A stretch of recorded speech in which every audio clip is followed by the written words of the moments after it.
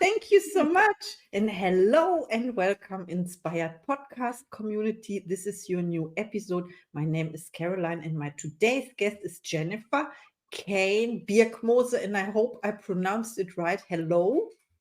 Perfect. Good morning to you. I'm so happy to be on your show. Thank you for the invitation, Caroline. I'm really happy to be here. Oh, thank you for saying yes. And I want to introduce you a little bit to the audience. So you are from Basel, Switzerland. I don't know how you pronounce it in English, but in German language it's Basel, maybe Basel. But this is like Basilicum, right? So you are a seasoned entrepreneur with extensive experience in the technology and healthcare industries. You are the co-founder and CEO of Viva Valet, or do you pronounce this Valet? Viva Valet, that's right. Valet, yes, from Yes. French, or also valet service when the cars are parked. Yes, yes, I learned this in the US what it is, and I loved it. What else? You lead strategic customer acquisition initiatives and drives business growth. Can you tell us more about what you are doing every day? Yes, Yes. absolutely. I'm so happy to talk with you about this. So, my company is called Viva Valet. We have launched commercially actually in the United States. So it's a bit strange because I'm sitting here in Basel, but we've launched in the United States in September of this last year. Viva Valet, or www.vivavalet.com, is a concierge service of trusted services for older adults. So that means typically people who are 70 and above, although we have customers who are even younger in their 50s because they love what we do. So they come earlier, which is great. But it's meant to be a consolidated space for olders to come and find services which would be non-medical services to enable living at home independently. So this is serving a lot of different customers. This is clearly the beneficiary is the older adult. However, people like me, maybe yourself as well, who are adult children and adult daughters, we are often the ones who are called in to do caregiving. If we're in that community, if we're maybe an hour away, or in my case, 10,000 miles away, we're often asked to provide support for our aging relatives. So that was really, when you talk about entrepreneurship, you're talking about exploring your own problem and solving your own problem. So this is the issue that I have, is that I have aging relatives that I want to be able to care for. And being so far away from them, being an American transplant into Switzerland, how do I find those services in case someone has a crisis and they need someone who's an older adult has a crisis and needs to have support? Maybe it's rides, maybe it's food delivery, maybe it's in-home cleaning or tech support, even things like that. That's exactly the problem that we decided to explore when we founded this company. So that's what we do on a daily basis. We're working with community-based solution providers for all those services we talk about, non-medical services. We vet them. We go through 7 different steps of vetting and background checking and making sure they have bonded insurance and all these things. We train them on how to work with olders themselves. So we give them classes, we actually test them, we do test services. So before they're even eligible to go onto our platform, which is this marketplace where olders can arrive to find those services, they are already proven to be trustworthy, and we continue to document that along the way. Every time we have a service that is delivered, we rate the service provider. Obviously, did they do what they said? Did they come? Did they show up on time? Were they delivering high quality service? We also provide feedback on our users, and that's also for the adult children in case they're concerned about the health and safety of their older. So is there anything concerning their environment, which we would need to flag and follow up on? Is there anything of concern in their behavior? So that's what we do on a daily basis, and we absolutely love it. And it is a gift to be able to serve our olders on a daily basis. We love it. Wow, I didn't know this, and now I can see the vision behind it and also the mission as well, why you are doing this. And thank you so much for sharing and explaining it to me. So my next question is, what inspires you? Yeah, what inspired me? I Mhm. think the classic entrepreneurial journey is that you see a problem. Usually it's a personal Mhm. problem that you're trying to to solve for yourself, and you know that others are going to be in a similar situation. So my founder, Marion Perna, who is also based outside the United States, and I both came together a couple of years ago and realized that we have this issue, that we have aging relatives that we love and care for, and we don't know how to organize services that would support their independent living. We know that olders want to live in their home. We know that if they've lived in their home for 20, 30 years, their choice is to stay at home. We also know that we have this thing in public health called the dependency ratio, which is the amount of people in a community who are able to support one single dependent, like a child or an older. In 1980, that was 18-1. By 2030, it'll be 3-1. By 2040, it'll be 2-1. Simultaneously, we have a crisis in healthcare. We have a permanent exit of healthcare workers who are there, as well as social care workers who are there to provide support. So we know that we need to do something to actually mobilize the communities to support olders so that they can continue to live their incredible journey at home. And even if they need to have additional support, which would be medical-based services, we're also providing B2B services for those in-home care companies as well. But that's really the why. And it's funny, there's a story that my founder tells about her own grandmother. And, when you get to be in your 90s, sometimes you can be what we say salty or a little bit seasoned, right? You have these stories of life. And, they tell the truth. They are truth tellers for us. And the story of the grandmother is, she said to my founder, "Do you know what, sweetheart? I'm not going to become you. I have already been you. I've been the 30, 40. I've been the naughty teenager. I've been that person who had the child for the first time. I've had the person who had the joy of holding a grandchild. I've had the joy and relaxation of retirement. You will be all those things. I'm not going to be those things again. You, grandchild, daughter, person in the community, will become me, that older person." So we keep that lodged in our DNA as a part of inspiration for the company, because we actually want to design a world that we can age into, because we know that as we age, we will also continue to have purpose. We'll continue to want to tell stories and be socially connected to people. And we know that we'll want to maintain independence. So we're designing an environment and an infrastructure that can enable independent living before we know that we need permanent care, for example, memory care, dementia care, for example. Yeah, wow, I understand this.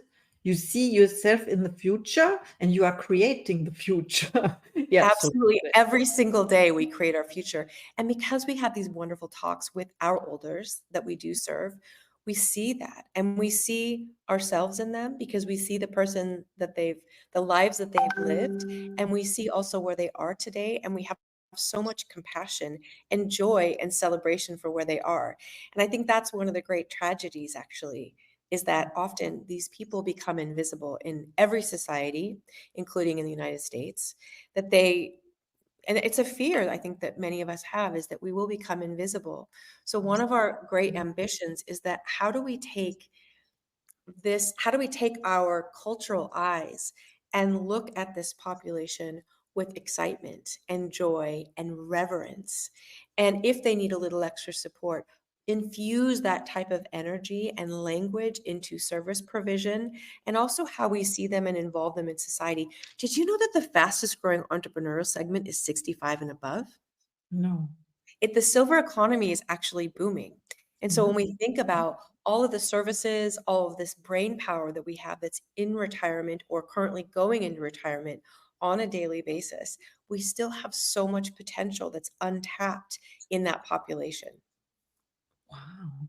Yeah, and my next question is, who inspires you? And you already talked about the people you are working with, and they are very inspiring. Do you have mentors or coaches for yourself?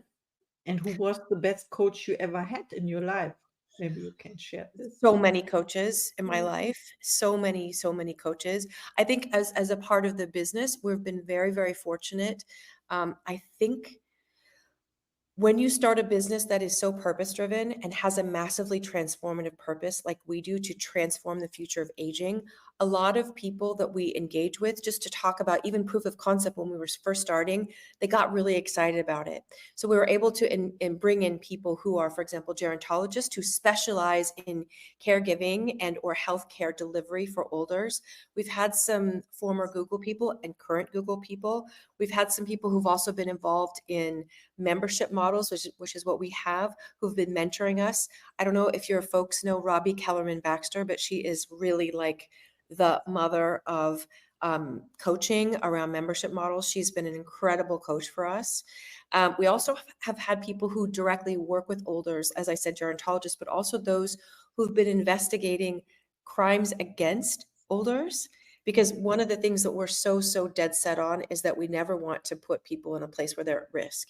And we know the number one quality in designing anything for population like this that is over 65, or rather 70 up to 95, is trust. So if you're going to purchase a service like this, if you're an older yourself or if you're an adult child, the number one quality that we're looking for is trustworthiness. So we've been working with people who actually investigate crimes against elders, and how do we then hardwire that methodology, that thinking, that kind of cultural attitude towards safety and risk mitigation and care and compassion. So I would say that's on the business side. On the personal side, again, we've all had a lot of coaches that help us. I've been really grateful to have had some coaching on media training, which I love.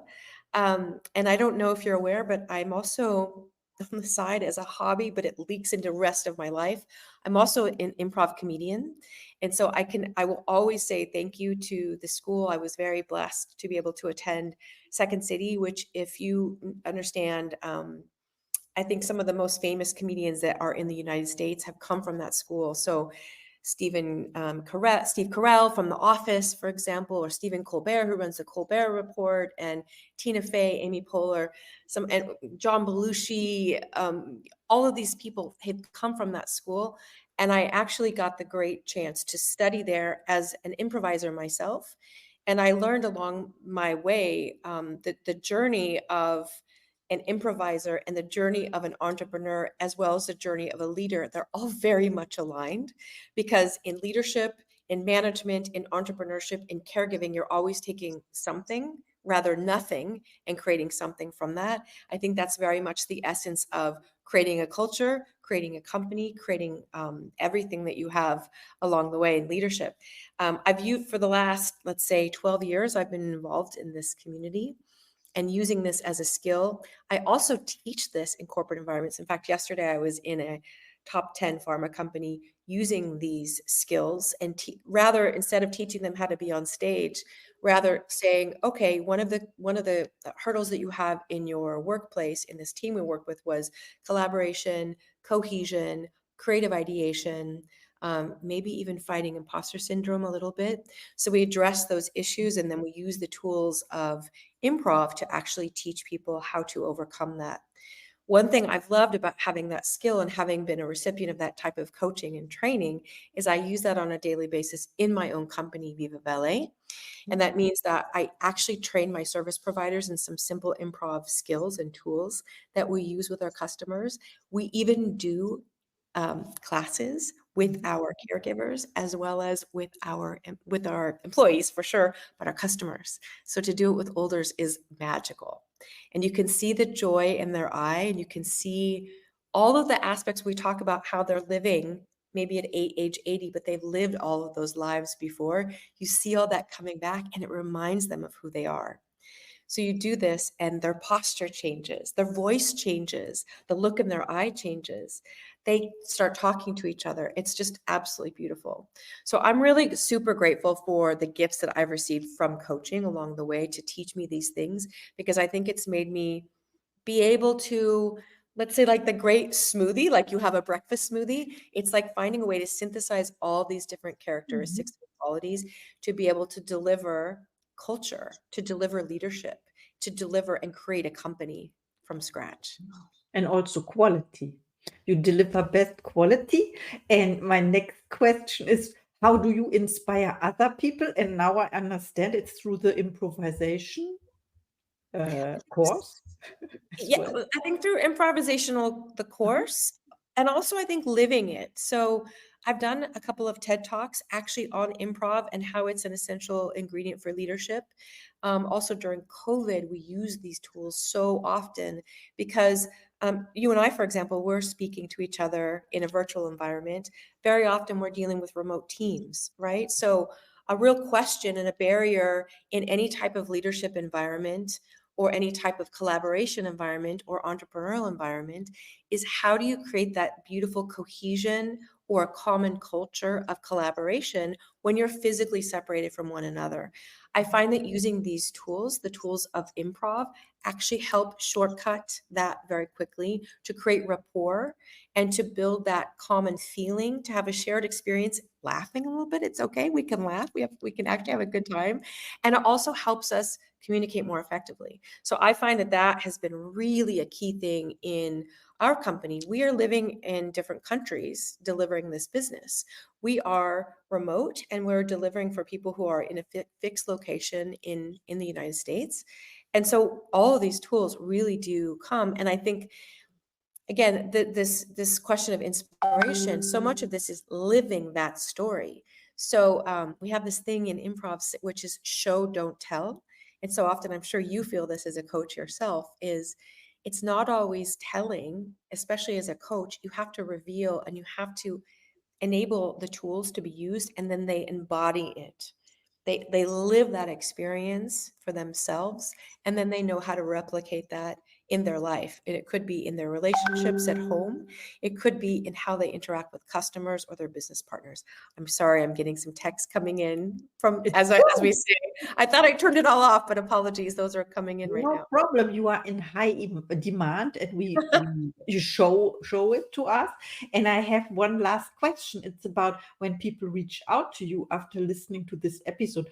And first of all, how can they help you with, or what help do you need? And do you have special offers or services, or where can they find your offers? So Yes. I love this question. Thank you. Like, I will not be opposed to asking and receiving help. Thank you. So one of the questions that we're asking right now is, how do we find people like you and me who are often adult daughters? We say adult children, but we know it's the daughters who are delivering this care. And very often we know where the older is, and maybe the older doesn't want to purchase our service because they're quite fine on their own. They're living independently. They don't see that they have the need. But if you speak with the adult daughter, you know that she is balancing and juggling everything. She's juggling her career. She's juggling very likely raising a family. And she's also has the psychological burden of what is it that we need to do today to help mom or dad or uncle, grandma, etc. So how do we find you and how do we connect with you to be able to serve your older? So I think that's one of the questions we can ask. One of the things we know in the community of women is women who are undergoing menopause, that classic age between, let's say, starting from 43 up to 55. That's a sweet spot where women are going through this transition. And very often through that transition, you are what we call sandwich generation women who are raising children. And you're also starting to see your parents age. So those are people that we're trying to make contact with. So that's one. So our offers. So for example, you can find us on our website. It is www.vivavalet.com. You can find us also on Instagram. We're very active there at the handle at Viva Valet Official. You can find me personally, Jennifer Cain Birkmose, on LinkedIn. I'm the only Jennifer Cain Birkmose in the world, so I'm easy to find. You can Google me. You can find my podcast. You can find our YouTube channel where we're bringing a lot of guests on, talking about how to support olders. On our Instagram handle, we have something called Take Action Tuesday, which is helping caregivers with like a 1-minute action that you can take every week to support your journey in caregiving. We'll be launching a course that supports caregivers in the coming months. So we know, for example, people like us, adult women, adult children, adult daughters, we're often thrust into this role without any training. So if you're a caregiver, if you're a licensed caregiver, a certified nurse assistant, for example, you've gone through education, licensing, certification, but often people like ourselves, we're thrust into this job rather abruptly and we don't have training. So that's why I say, look at our socials, Viva Valet on Facebook, on Instagram, on TikTok, on LinkedIn. You can find us there and you can find a lot of resources that we're putting out on a freemium basis. And we also have a paid for course that we'll be launching soon. And of course, register. Our services are now, our registration is free and you can purchase as many services as you need, which again are vetted and trusted. Wow, thank you so much. Now I understand what you do, and I absolutely love what you do, bringing people together, caregivers and those who need help or want the help, because you talked about the under 50-year-old or 40-year-old, right, who enjoy your services.